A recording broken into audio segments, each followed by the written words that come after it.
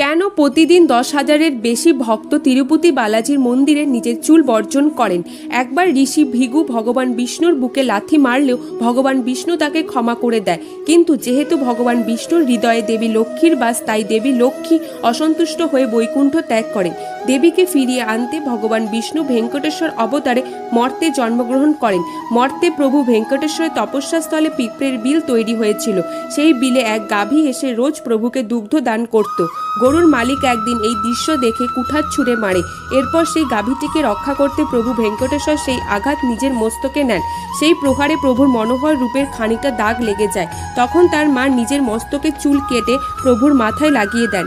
চুল সৌন্দর্যের প্রতীক, কিন্তু মায়ের এমন নিঃস্বার্থ ত্যাগ দেখে ভেঙ্কটেশ্বর প্রভু সেদিন তার মাকে প্রতিশ্রুতি দিয়েছিলেন, যিনি শুদ্ধ মনোভাবে তার উদ্দেশ্যে চুল বর্জন করবে, তার মনোবাঞ্ছা ভেঙ্কটেশ্বর স্বামী অবশ্যই পূর্ণ করবে।